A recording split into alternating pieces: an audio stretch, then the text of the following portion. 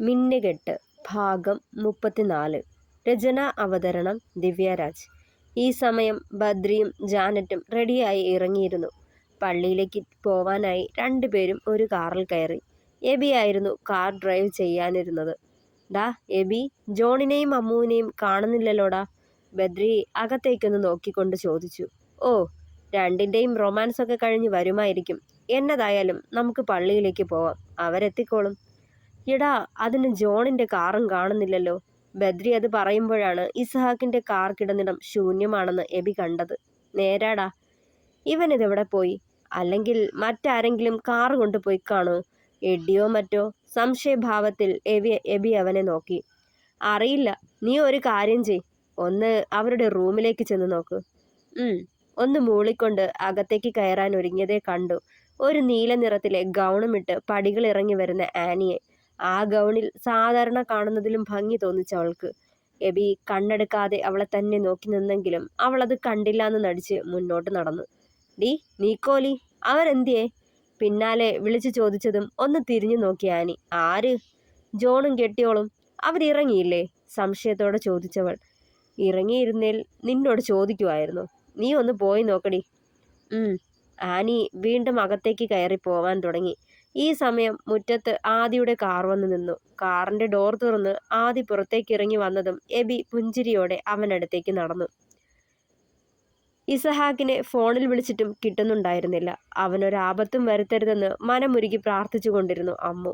വാതിലിൽ തുടരെ തുടരെ മുട്ടുന്ന ശബ്ദം കേട്ടതും അവൾ വേഗം ചാടിപ്പിടച്ച് എഴുന്നേറ്റ് ചെന്ന് മുഖം കഴുകി. ചെന്ന് വാതിൽ തുറന്നു നോക്കുമ്പോൾ ആനിയെ കണ്ട് ഒന്ന് പുഞ്ചിരിച്ചു. ആഹാ, രണ്ടാളും ഇവിടെ തന്നെ കൂടാൻ പോവാണോ? വരുന്നില്ലേ? ചിരിയോടെ ആനി അത് ചോദിച്ചതും ഒന്നും മിണ്ടാതെ മുഖം കുനിച്ചു നിന്നു അമ്മാളു. നെഞ്ചു പിടയുന്ന നോവ് അവൾ അറിഞ്ഞാലോ എന്നുള്ള ഭയത്താൽ. അല്ല, ഇച്ചായൻ എവിടെ അമ്മാളു? അകത്തേക്ക് തലയെത്തി നോക്കുമ്പോൾ അവനില്ലാന്ന് കണ്ട് തിരക്കി. ഇച്ചായന് ഒരു കോള് വന്നു, എന്തോ അത്യാവശ്യമാണെന്നാ പറഞ്ഞത്. പള്ളിയിൽ എത്തിക്കോളാന്ന് പറഞ്ഞു. ഈ നേരത്ത് നിന്റെ കെട്ടിയവൻ എന്ത് അത്യാവശ്യമാ അമ്മാളു? ഓ, ഈ കാലകേയൻ ഇങ്ങനെ ആയിപ്പോയല്ലോ. എന്തായാലും നീ വാ, നമുക്ക് ഇറങ്ങാം. വല്യപ്പച്ചനും വല്യമ്മച്ചിയും ഇപ്പൊ പള്ളിയിൽ എത്തിയിട്ടുണ്ടാവും. നമുക്ക് വീട് പൂട്ടി ഇറങ്ങേണ്ടതാ. പറഞ്ഞുകൊണ്ട് അവൾ മുന്നോട്ട് നടന്നു. വാതിൽ പൂട്ടി താഴേക്ക് നടക്കുമ്പോൾ മനസ്സ് കൈവിട്ട പോലായിരുന്നു അമ്മുവിന്. കൈയും കാലും തളരുന്ന പോലെ തോന്നി. പതിയെ ഓരോ സ്റ്റെപ്പും ഇറങ്ങി താഴേക്ക് ചെന്ന് ഉള്ളിൽ അവന്റെ മുഖം മാത്രം. ആപത്തൊന്നും വരുത്തരുതേ എന്നുള്ള പ്രാർത്ഥനയും. മുറ്റത്തേക്കിറങ്ങിയതേ കണ്ടു ആദിയെയും ചന്ദ്രനെയും. ചന്ദ്രനെ കണ്ടതും മനസ്സിന് തെല്ലൊരാശ്വാസം തോന്നി. ഓടിച്ചെന്ന് ആ നെഞ്ചിലേക്ക് അണയുമ്പോൾ എല്ലാം പറയണമെന്ന് തോന്നി. പക്ഷേ ചുറ്റും നിൽക്കുന്നവരെയും കാറിൽ കളിചിരിയുമായിരിക്കുന്ന ജാനറ്റിനെയും ബദ്രിയെയും ഒക്കെ കണ്ടതും പറയാൻ വന്നത് മനസ്സിൽ തന്നെ പൂഴ്ത്തി. പക്ഷേ അവളുടെ ഉള്ളു പിടയുന്നത് ആ അച്ഛന് അറിയാൻ കഴിഞ്ഞു. ചേർത്ത് പിടിച്ച് നെറുകിൽ ചുംബിക്കവേ ചോദിച്ചു ചന്തു. എന്താടാ, എന്തെങ്കിലും വിഷമമുണ്ടോ എൻ്റെ മോൾക്ക്? ഇല്ലെന്ന് തലയാട്ടിയവൾ. പക്ഷേ വിശ്വസിക്കാൻ അയാൾ തയ്യാറായില്ല. വീണ്ടും അതേ ചോദ്യം ആവർത്തിച്ചു. ഇല്ല എന്ന് തന്നെയായിരുന്നു അവളുടെ മറുപടി. ഇസഹാക്ക് എവിടെയാ മാളു? ആദി അവളുടെ അടുത്തേക്ക് നടന്നുകൊണ്ട് ചോദിച്ചു. കണ്ണുകൾ നിറഞ്ഞു പോയിരുന്നു അവളുടെ. അവൻ അത് കാണുകയും ചെയ്തു. അതെ, നമുക്ക് ഇറങ്ങാം, അല്ലേൽ ഇനിയും നിന്നാൽ വൈകിപ്പോവും. ജോൺ പള്ളിയിലെത്തിക്കോളാന്ന് പറഞ്ഞതല്ലയോ? അമ്മാളു ആദിയോടൊപ്പം വന്നേക്ക്. ആനി എൻ്റെ കാറിൽ കയറിക്കോ, വിളിച്ചു പറഞ്ഞുകൊണ്ട് എബി കാറിനടുത്തേക്ക് നടന്നു. അവരുടെ കാർ ഗേറ്റ് കടന്നു പോകുന്നത് കണ്ടതും ആദി അമ്മുവിനെ ചേർത്ത് പിടിച്ചു. മാളു, ഇസഹാക്ക് എവിടെ? ഞാൻ അയാളെക്കുറിച്ച് ചോദിച്ചപ്പോൾ നിന്റെ കണ്ണ് നിറഞ്ഞല്ലോ. എന്താ ഉണ്ടായത്? നിങ്ങൾ തമ്മിൽ പിണങ്ങിയോ? ആദി അത് ചോദിച്ചതും അവൻ്റെ നെഞ്ചിൽ മുഖമമർത്തി കരയാൻ തുടങ്ങിയവൾ. ഇസഹാക്കിന് കോൾ വന്ന കാര്യവും എഡ്ഡിയെ രക്ഷിക്കാൻ പോയ കാര്യവുമെല്ലാം അവൾ അവനോട് തുറന്നു പറഞ്ഞു. ചന്ദ്രനും ആദിയും അവൾ പറയുന്നത് നടുക്കത്തോടെ കേട്ടുനിന്നു. എഡ്ഡി പറഞ്ഞത് ഹൈവേ റോഡിനടുത്തുള്ള ഗോഡൗൺ എന്നല്ലേ? ആദി അത് ചോദിച്ചതും അതെ എന്ന് തലയാട്ടി. നീ വിഷമിക്കണ്ട, നമുക്ക് അവിടേക്ക് പോവാം. പറഞ്ഞുകൊണ്ട് കാറിന്റെ ഡോർ തുറന്നു കൊടുത്തു. അമ്മു ചന്ദ്രനെ നോക്കി. മോള് ടെൻഷൻ ആവണ്ട, അവനൊന്നും വരില്ല, അവളുടെ കവിളിൽ തട്ടി പറഞ്ഞയാൾ. ആദിയുടെ കാർ ഹൈവേ റോഡ് ലക്ഷ്യം വെച്ച് വേഗത്തിൽ മുന്നോട്ട് പാഞ്ഞു. കുർബാനയും കൂടി മനസ്സമ്മതവും മോതിരം മാറ്റലും കഴിഞ്ഞ് രജിസ്റ്ററിൽ ഒപ്പുവയ്ക്കാൻ നേരം ഇസ്ഹാക്കിനെയും അമ്മാളുവിനെയും തിരക്കി ബദ്രിയും എബിയും. അല്പസമയം കൂടി കഴിഞ്ഞ് ഇച്ചായൻ എത്തിക്കോളാം എന്ന് ഫോണിൽ വിളിച്ച് പറഞ്ഞത് എന്ന കാര്യം ഒരുവിധം അവരെ പറഞ്ഞു മാനേജ് ചെയ്തു എഡ്ഡി. പക്ഷേ അപ്പോഴും അമ്മാളും ആദിയും എവിടെ പോയെന്നുള്ള ചിന്തയിലായിരുന്നു അവൻ. തൽക്കാലം എബിയും ആനിയും രേഖയിൽ ഒപ്പുവെച്ചു. പുറത്തേക്കിറങ്ങിയതും എബിയുടെ ഫോണിലേക്ക് ആദിയുടെ കോൾ വന്നിരുന്നു. അവരെ കാണാത്ത ടെൻഷനിലായിരുന്ന എബി വേഗം കോൾ അറ്റൻഡ് ചെയ്തു. മറുപുറത്തു നിന്നും കേട്ട വാർത്ത അത്രയ്ക്ക് ശുഭമല്ലെന്ന് തെളിവായിരുന്നു അവന്റെ മുഖത്ത് വിരിഞ്ഞ ഭാവങ്ങൾ. ഒരു നിമിഷം സ്തംഭിച്ച പോലെ നിന്നു. പിന്നെ നേരെ എഡ്ഡിയുടെ അടുത്തേക്ക് പാഞ്ഞു ചെന്നു. എഡ്ഡി, ഡാ പോന്ന് വന്നേ. പരിഭ്രാന്തിയോടെ അവനെ വിളിച്ചു മാറ്റി നിർത്തി എബി. അവന്റെ മുഖത്തെ വെപ്രാളം കണ്ടപ്പോൾ ചെറിയൊരു ഞെട്ടലുണ്ടായി എഡ്ഡിയിൽ. തൻ്റെ പദ്ധതികൾ എവിടെയെങ്കിലും പാളിയോ എന്നുള്ള ഭയം. എന്നതാ എബിച്ചായ? അവനെ തന്നെ ഉറ്റുനോക്കി എഡ്ഡി. ഡാ ജോൺ, അവൻ അവൻ പറഞ്ഞു പൂർത്തിയാക്കാൻ കഴിയാതെ കരയുന്നുണ്ടായിരുന്നു എബി. അയ്യോ, എന്നതാ ഇച്ചായ? എൻ്റെ ഇച്ചായൻ എന്നാ പറ്റി? കപട ദുഃഖം അഭിനയിച്ചുകൊണ്ട് എബിയെ പിടിച്ചുലച്ചു എഡ്ഡി. ആദ്യം വിളിച്ചിരുന്നു. ജോണിന് ഒരു ആക്സിഡന്റ് പറ്റി. ജൂബിലി ഹോസ്പിറ്റലിലാ, ICUലാന്നാ പറഞ്ഞത്. ഇപ്പോൾ ഇതാരെയും അറിയിക്കാൻ നിൽക്കണ്ട. അറിയിച്ചാൽ ഇവിടെ കൂട്ടക്കരച്ചിലാവും. നമുക്കൊന്ന് ഹോസ്പിറ്റലിൽ പോവാം. അവൻ്റെ തോളിൽ കൈചേർത്ത് എബി പറഞ്ഞൊപ്പിച്ചു. ഇസഹാക്ക് ഇപ്പോഴും ജീവനോടുണ്ടെന്ന വാർത്തയിൽ എഡ്ഡി നടുങ്ങി നിന്നു. എന്നാലും അപ്പോഴും അവൻ ആലോചിച്ചത് ആദ്യം എങ്ങനെ അവിടെ എത്തിയെന്നായിരുന്നു. ഇതേപ്പറ്റി കൂടുതൽ ചോദിച്ചാൽ എബിക്ക് സംശയം തോന്നിയാലോ എന്നോർത്ത് ഒന്നും മിണ്ടാതെ അവനൊപ്പം കാറിലേക്ക് കയറി. ഇച്ചായൻ എല്ലാ സത്യങ്ങളും അറിഞ്ഞു കഴിഞ്ഞു. ഇനി അയാൾ ജീവിതത്തിലേക്ക് തിരിച്ചു വന്നാൽ നഷ്ടപ്പെടുന്നത് തൻ്റെ ജീവിതമായിരിക്കും. അയാൾ മരിക്കണം, തിരികെ വരരുത്. മനസ്സിൽ തീരുമാനിച്ചുറപ്പിച്ചു എഡ്ഡി. ICUവിലേക്ക് പായവേ ഇസഹാക്കിനൊന്നും പറ്റരുതെന്ന പ്രാർത്ഥന മാത്രമായിരുന്നു എബിയുടെ മനസ്സിൽ. ICUവിന് മുന്നിൽ നിലത്തായി ചുമരിൽ ചാരി തകർന്നിരിക്കുന്നവളെ കാണെ നെഞ്ചൊന്ന് പിടഞ്ഞു എബിയുടെ. കണ്ണുകൾ അടച്ചിരിപ്പുണ്ടവൾ. അപ്പോഴും കണ്ണുനീർ ധാരധാരയായി ഒഴുകുന്നുണ്ട്. തൊട്ടടുത്തായി ആദിയും ചന്തുവും നിൽപ്പുണ്ടായിരുന്നു. എബിയോടൊപ്പം എഡ്ഡിയെ കണ്ടതും അമ്പരപ്പോടെ അവൻ അരികിലേക്ക് ഓടിയണഞ്ഞു ആദി. എഡ്ഡി, നീയല്ല ഇസഹാക്കിനെ ഗോഡൌണിലേക്ക് വിളിപ്പിച്ചത്? എന്താ ഉണ്ടായത്? നീ എങ്ങനെ രക്ഷപ്പെട്ടത്? അവനെ അടിമുടി നോക്കവേ ശരീരത്തിൽ ഒരു പോറല് പോലും ഇല്ലാന്ന് കണ്ട് നെറ്റിച്ചുളിച്ചു ആദി. ഞാൻ ആരെയും വിളിച്ചിട്ടില്ല. ആദിയേട്ടൻ എന്തായി പറയുന്നത്? ഞാൻ എന്തിനാ ഇച്ചായനെ വിളിക്കുന്നത്? പിടിക്കപ്പെടുമോ എന്ന ഭയന്നു പോയി എഡ്ഡി. അമ്മ പറഞ്ഞിരുന്നല്ലോ നീ അവനെ വിളിച്ചുവെന്ന്. തളർന്നിരിക്കുന്നവൾ മെല്ലെയൊന്ന് കണ്ണുകൾ തുറന്ന് എഡ്ഡിയെ ഒരു നിമിഷം രൂക്ഷമായി നോക്കി. ഞാനാരെയും വിളിച്ചിട്ടില്ല. കുർബാന തുടങ്ങാറായിട്ടും ചർച്ചിലേക്ക് കാണാതായപ്പോൾ വിളിച്ചു എന്നുള്ളത് നേരാ, അവൻ പറഞ്ഞൊപ്പിച്ചു. നുണയാ ഇയാൾ പറയുന്നത്. ഇയാൾ വിളിച്ചു. ഞാൻ ഇച്ചായൻ്റെ തൊട്ടടുത്തുണ്ടായിരുന്നു. ആപത്തിൽപ്പെട്ടിരിക്കുക. ഇച്ചായൻ തന്നെ വരണമെന്ന് പറഞ്ഞു. പറയ്, എൻ്റെ ഇച്ചായനെ നീയല്ലേ അപകടപ്പെടുത്തിയത്?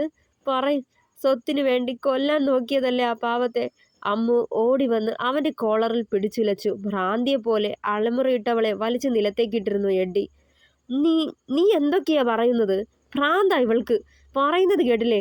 ഞാൻ എൻ്റെ ഇച്ചായനെ അപകടപ്പെടുത്താൻ നോക്കിയെന്ന്. ഇവളാ നുണ പറയുന്നത്. അവൻ അത് പറഞ്ഞു തീരുന്നതിന് മുന്നേ അമ്മുവിൻ്റെ വലതു കൈ അവൻ്റെ കവളിൽ ആഞ്ഞു പതിച്ചു. സത്യം പറയ്, എന്താ ഉണ്ടായത്? എനിക്കറിയണം. എൻ്റെ ഇച്ചായനെ നീയല്ലേ ദ്രോഹിച്ചേ? വീണ്ടും അലറി വിളിച്ചുകൊണ്ട് എഡ്ഡിയുടെ ദേഹത്തൊക്കെ തല്ലാൻ തുടങ്ങിയതും ആദ്യം അവളെ കൈ പിടിച്ച് തടഞ്ഞുകൊണ്ട് നെഞ്ചിലേക്ക് അണച്ചു പിടിച്ചു. മോളെ, കരയല്ലേ? എന്താന്ന് ചോദിക്കുവല്ലേടാ, സമാധാനപ്പെട് പറഞ്ഞുകൊണ്ട് അവളുടെ നെറുകിൽ തലോടിക്കൊണ്ടിരുന്നു. എങ്ങനെ സമാധാനപ്പെടും ഏട്ടാ? ഡോക്ടർ പറഞ്ഞത് കേട്ടില്ലേ? പ്രതീക്ഷ വേണ്ടെന്ന്. എനിക്ക് എൻ്റെ ഇച്ചായനെ വേണം. എനിക്ക് ഇച്ചായനില്ലാതെ കഴിയില്ല. മരിച്ചു പോവേയുള്ളൂ ഞാൻ. പറഞ്ഞു പൂർത്തിയാവുന്നതിന് മുന്നേ ബോധമറ്റ് അവൻ്റെ നെഞ്ചിലേക്ക് വീണുപോയവൾ. മാളു മോളെ. ആദി പരിഭ്രമിച്ചു. അവളെ ഉയർത്തിയെടുത്ത് കാഷ്വാലിറ്റിയിലേക്ക് പാഞ്ഞുപോയി. മകളുടെ അവസ്ഥ കണ്ട് തകർന്നവനെ പോലെ തലയ്ക്ക് കൈയും കൊടുത്ത് തൊട്ടടുത്ത് തന്നെ നിൽപ്പുണ്ടായിരുന്നു ചന്തു. ഇസഹാക്ക് ഇനി തിരിച്ചു വരില്ലെന്ന് മനസ്സിൽ ഉറപ്പിച്ചുകൊണ്ട് തിരിഞ്ഞു നടന്നു എഡ്ഡി. ചുണ്ടുകളിൽ വിജയിച്ചവന്റെ പുഞ്ചിരി തെളിഞ്ഞു. അമ്മാള് പറഞ്ഞ വാക്കുകളിൽ കുടുങ്ങിക്കിടന്നു എബി. എനിക്കറിയണം, എൻ്റെ ഇച്ചായനെ നീയല്ലേ ദ്രോഹിച്ചേ? ഡോക്ടർ പറഞ്ഞത് കേട്ടില്ലേ? പ്രതീക്ഷ വേണ്ടെന്ന്. അമ്മാള് പറഞ്ഞതുപോലെ ജോണിനെ ആരെങ്കിലും അപായപ്പെടുത്താൻ നോക്കിയതാവുമോ? പക്ഷെ ആര്? സിദ്ധാർത്ഥ് ആവുമോ? അതോ ഇനി മറ്റാരെങ്കിലുമോ? അമ്മാള് എന്തിനാ എഡ്ഡിയോട് അങ്ങനെ പെരുമാറിയത്? ചിന്തകൾ കടിഞ്ഞാണില്ലാതെ ഉയർന്നു വന്നു എബിയുടെ മനസ്സിൽ. വേഗം ചന്ദ്രന്റെ അടുത്തേക്ക്. ചന്തുമാമേ, എന്താ ഉണ്ടായത്? അവൻ എന്താ പറ്റിയേ? കരഞ്ഞു കലങ്ങിയ അയാളുടെ കണ്ണുകളിലേക്ക് അവൻ ഉറ്റുനോക്കി. അറിയില്ല മോനെ. അമ്മ പറഞ്ഞതൊക്കെയേ എനിക്കും അറിയുള്ളൂ. രാവിലെ തറവാട്ടിൽ നിന്നും നിങ്ങൾ പോയി കഴിഞ്ഞ ജോണിന് എഡ്ഡിയുടെ കോൾ വന്നതെന്നും അവനെ ആരോ തട്ടിക്കൊണ്ടു പോയെന്നും പറഞ്ഞ് ജോൺ ഹൈവേക്ക് അടുത്തുള്ള ഗോഡൌണിലേക്ക് പോയത് അവൾ പറയുന്നത്. നിങ്ങളോടൊന്നും പറയരുതെന്ന് പറഞ്ഞിട്ടാത്രേ അവൻ പോയത്. അവൾ തടയാൻ നോക്കിയെങ്കിലും കഴിഞ്ഞുമില്ല. ആദി ഉടനെ തന്നെ ഞങ്ങളെയും കൂട്ടി അവിടേക്ക് ചെന്നു. അവിടെ ചെല്ലുമ്പോൾ ഒരു മനുഷ്യ കുഞ്ഞു പോലുമില്ല. തകര ഷീറ്റ് കൊണ്ടുണ്ടാക്കിയ പഴയ ഒരു ഡോർ ആരോ ചവിട്ടി പൊളിച്ചിട്ടിരിക്കുന്നതൊഴിച്ചാൽ അടിപിടി നടന്നതിൻ്റെ ലക്ഷണങ്ങളൊന്നും കണ്ടില്ല. അകത്തേക്ക് കുറെ ചെന്നപ്പോഴാ നിലത്ത് ചോര കണ്ടത്. അതിനപ്പുറത്തായി അവനും. പറയവേ ഇടറിയിരുന്നു ആ മനുഷ്യന്റെ ശബ്ദം. ശരീരം തളരുന്നെന്ന് തോന്നി എബിക്ക് ചുമരിലേക്ക് ചാരി നിന്നു. അപ്പോഴേ അനക്കമൊന്നുമില്ലായിരുന്നു. പോയെന്നാ കരുതിയത്. ആദി കൈപിടിച്ചു നോക്കിയപ്പോൾ പിടപ്പുണ്ടെന്ന് പറഞ്ഞ് ഇവിടേക്ക് കൊണ്ടുവന്നു. ഇവിടെ വന്നതേ ICUവിലേക്ക് മാറ്റി. രക്തം ഒരുപാട് നഷ്ടപ്പെട്ടെന്നാ ഡോക്ടർമാർ പറഞ്ഞത്. എത്രയോ കുപ്പി അടച്ചു. ഇപ്പോൾ തന്നെ പ്രതീക്ഷ വേണ്ട പോലും. മെഡിസിനോട് പ്രതികരിക്കില്ലെന്നൊക്കെ പറയുന്ന കേട്ടു. തളർന്ന പോലെ നിലത്തേക്കിരുന്നു അയാൾ. ഈ സമയം ബദ്രിയുടെ കോൾ എബിയെ തേടിയെത്തി.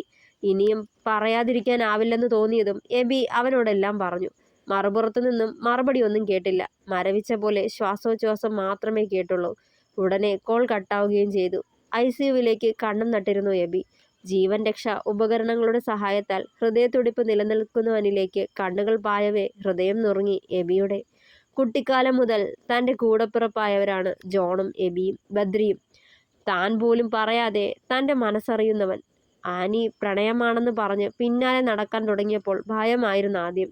ഞങ്ങളെക്കാൾ വലിയ കുടുംബത്തിലെ കുട്ടി, അതും ഉറ്റ തോഴൻ്റെ സഹോദരി, അവനോട് കാട്ടുന്ന വിശ്വാസവഞ്ചനയല്ലേ എന്ന് പോലും ഒഴിഞ്ഞുമാറി.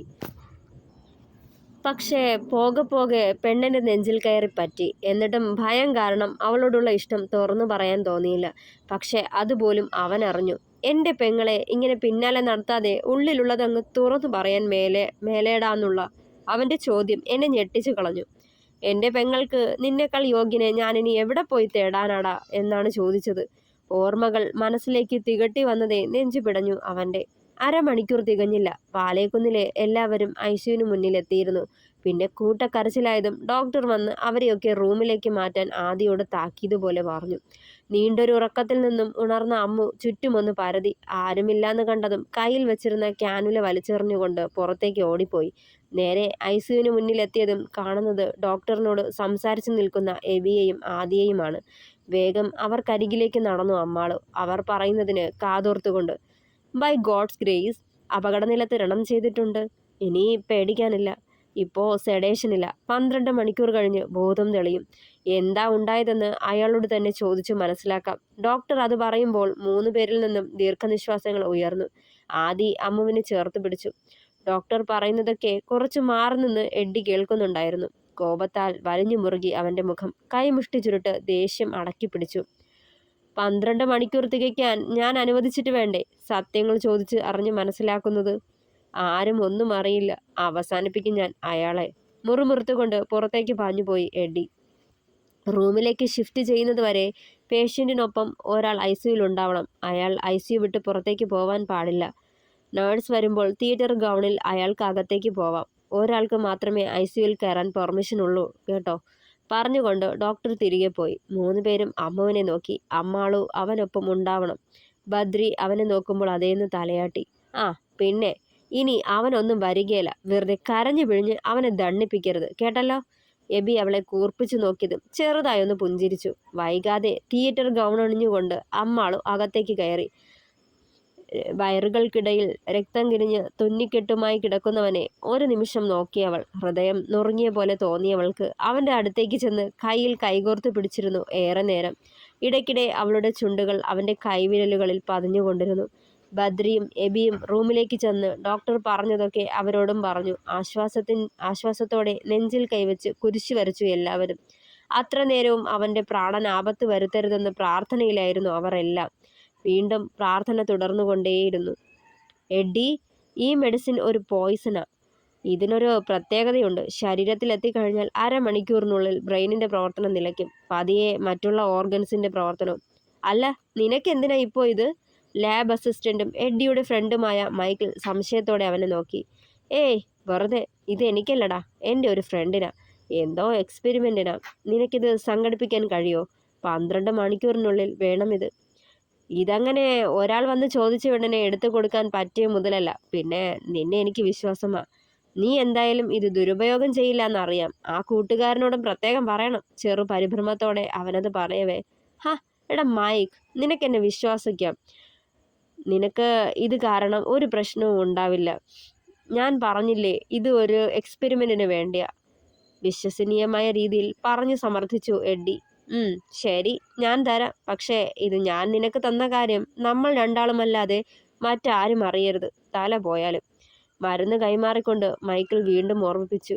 വിശ്വസിക്കടാ, ആരും അറിയില്ല, ഗൂഢമായ ചിരിയോടെ പറഞ്ഞവൻ.